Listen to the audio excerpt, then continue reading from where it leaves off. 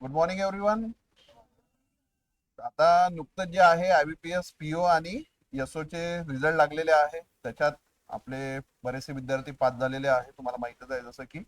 आणि लगेच दुसऱ्या दिवशी जे आहे IBPS कॅलेंडर सुद्धा घोषित झालेलं आहे. म्हणजे आता ही आपली एकुलती एक एक्झाम अशी आहे ज्याच्यात आपल्याला माहिती पडते की एक्झाम्स कधी होणार आहे. नाही तो बऱ्याच एक्झाम अशा आहे की 1-2 महिने आधी सांगितलं जाते की या वेळेला एक्झाम होणार आहे, है ना. मग ते एवढे धावपळ होते. तर आपल्या बँकिंग मध्ये तसं नाही आहे. बँकिंग मध्ये कॅलेंडर जाहीर होऊन जाते जानेवारी महिन्यातच, म्हणजे नेक्स्ट इयर एक्झाम कशा होणार आहे. जरी त्याला नाव टेंटेटिव्ह दिल्या जाते, बट मोस्ट ऑफ दी आपण असं बघितलेलं आहे की तो शेड्यूल काय राहतो, फिक्सच राहतो. म्हणजे जास्तीत जास्त एखादा हप्ता मागे पुढे पकडा झाला तर कुठल्या कारणास्तव.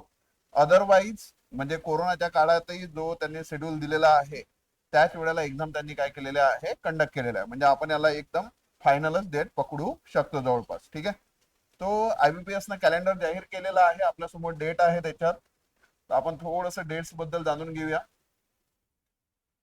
तो प्रोबेशनरी ऑफिसर त्यालाच म्हटलं जाते मॅनेजमेंट ट्रेनी, है ना. प्रोबेशनरी ऑफिसर और मॅनेजमेंट ट्रेनी, मॅनेजरच्या खालची पोस्ट राहते. म्हणजे तिथूनच बँकिंगची जी आहे हायर लेवलची पोस्ट काय होते, सुरुवात होते.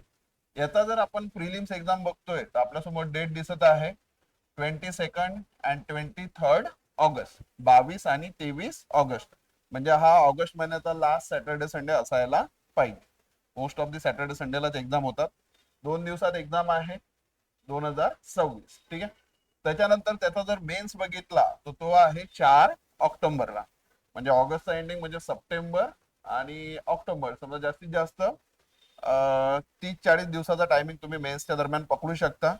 जर तुम्ही आधीपासून अभ्यास करता, तर जर तुम्ही ठरवलं की मी प्री पास झाल्यावर अभ्यास करेल, मग तर तुमच्याकडे 10 आणि 12 दिवसच उरतात, है ना. तो क्लिअरिटी पाहिजे आपल्याला. त्याच्यानंतर IBPSचाच हा झाला पीओचा. पीओचा पेपर सर्वच जण देऊ शकतात. म्हणजे आर्ट्स बॅकग्राऊंडचा असो, कॉमर्स वाला असो, सायन्स वाला असो, BA वाला असो की कोणीही असो, सर्वांना अलाउड आहे. पीओचा पेपर सर्वजण देऊ शकतात. बट याच्यानंतरची जी पोस्ट आहे that is of specialist officer, है ना. तो स्पेशालिस्ट ऑफिसरची पोस्ट आहे. ही सर्वांना याचा फॉर्म भरता येत नाही. याला फक्त ज्यांचं ऍग्रिकल्चर बॅकग्राऊंड आहे, है ना, किंवा MBA झालेलं असेल, IT झालेलं असेल, लॉ झालेलं असेल, तर अशा लोकांनाच एसओचा फॉर्म भरता येतो. बाकी प्लेन ग्रॅज्युएशन वाल्याला तो फॉर्म भरता येत नाही. हा, ग्रॅज्युएशनच्या दरम्यान जर तुमचा कम्प्युटर सब्जेक्ट असेल तर मग स्पेशालिस्ट ऑफिसरचा फॉर्म तुम्ही भरू शकता. त्याची जर बघितली तर 29 ऑगस्टला, म्हणजे पीओचा झाल्याबरोबर लगेच नेक्स्ट वीक मध्येच कशाचा आहे, स्पेशालिस्ट ऑफिसरचा प्रिलिम्स राहील. आणि 1 नोव्हेंबरला त्याचा काय राहणार आहे, मेन्स राहणार आहे. ठीक आहे. Next, customer service associate. Customer service associate म्हणजे क्लर्क. IBPS क्लर्क जी पोस्ट निघत होती त्याला आता ही नवीन नाव देण्यात आलेलं आहे, कस्टमर सर्व्हिस असोसिएट, है ना. म्हणजे आता बघा, ऑगस्ट महिन्यामध्ये आपला पीओचा प्री होणार. त्याच्यानंतर ऑक्टोबरच्या 4 तारखेला मेन्स आहे पीओचा.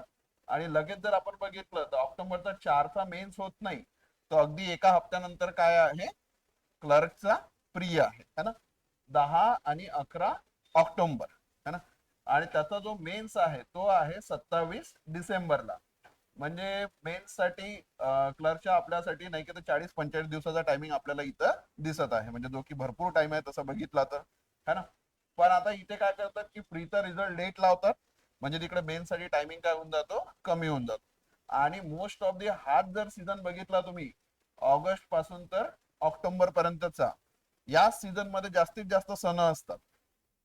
जास्तीत जास्त काय असतात, सण असतात, है ना. तो इथे थोडं आवर घालणे आहे आणि हा शेड्यूल लक्षात ठेवणे आहे. ठीक आहे. एका वर्षाचा जर्नी आहे. आजपासून जर तुम्ही पकडता जानेवारी पासून तर पुढल्या जानेवारी पर्यंत. आता बघा की तुम्ही 15 जानेवारीलाच रिझल्ट लागले, है ना. कधी रिझल्ट लागले, 15 जानेवारी. म्हणजे या जानेवारी पासून तर पुढल्या 15 जानेवारी पर्यंतचा आपला प्रवास आहे. पूर्णपणे जर फोकस केला व्यवस्थित तर एका वर्षात आपलं सर्व काही नैया काय लागू शकते, पार लागू शकते. येतं लक्षात. त्याच्यानंतर जर बघितलं तर नेक्स्ट कॅलेंडर आलेला आहे RRBचा, रिजनल रूरल बँक, है ना. हे IBPS झालं. आणि दुसरं कशाचं आहे, RRBचं.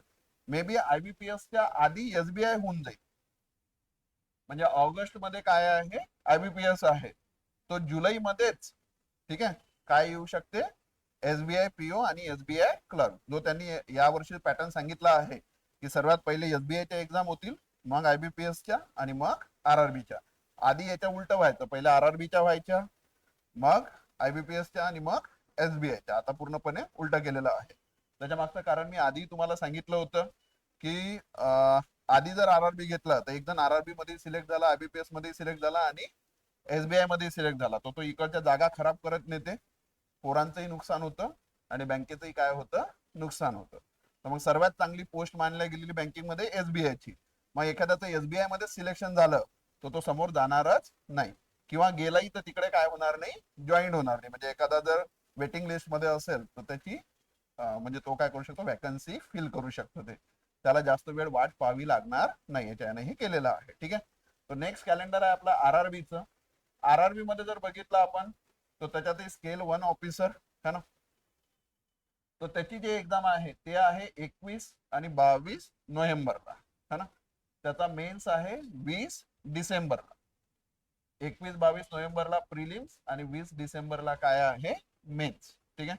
म्हणजे वर्षाचा शेवटचा शेवटचा टप्पा तुमचा इथं पोहोचतो आणि नवीन वर्षाची स्टार्टिंग आणि जुन्या वर्षाची एंडिंग तिथं आहे ऑफिस असिस्टंट, म्हणजे आरआरबी क्लर्क म्हणू ज्याला आपण. हा आरआरबी पीओ आणि आरआरबी क्लर्क. कम्पॅरेटिव्हली सर्वात सोप्या एक्झाम ह्या राहतात. प्रयत्न करायचा की पुढच्या वर्षी यातल्या एका तरी गाडीत आपल्याला बसता येईल. पहिल्या गाडीपासूनच सुरुवात करायची. आता आपल्याकडे भरपूर वेळ आहे. म्हणजे नाव युअर मंथ इन जानेवारी, है ना, जून पर्यंत जर बघितला तर बँकिंगचा अभ्यास आरामात कम्प्लीट होऊ शकतो आणि पुढल्या तुम्ही एक्झाम साठी काय होऊ शकता, रेडी होऊ शकता. येतं लक्षात. तर हे चांगली सुविधा आहे की तुम्हाला आतापासून डेट्स, एक्झाम्स वगैरे सर्व माहिती पडतात. आणि 1 वर्षाचा कालावधी हा बँकिंगच्या एक्झाम काढण्यासाठी भरपूर कालावधी आहे. तसं जर बघितलं तर आपण इमानदारीनं करतो तर इथं जर बघता तर 6, 12 आणि 13 डिसेंबर आणि मग 30 जानेवारीला याची काय आहे, मेन्स. तो असा हा आतापर्यंतचा आपल्या समोरचा शेड्यूल बँकिंगचा आहे. तर तुम्हाला पुढल्या वाटचालीसाठी खूप खूप शुभेच्छा माझ्याकडनं. तुमच्यापैकी सर्वजण पुढच्या वर्षी स्टेजवर दिसो. ठीक आहे. चल, थँक्यू.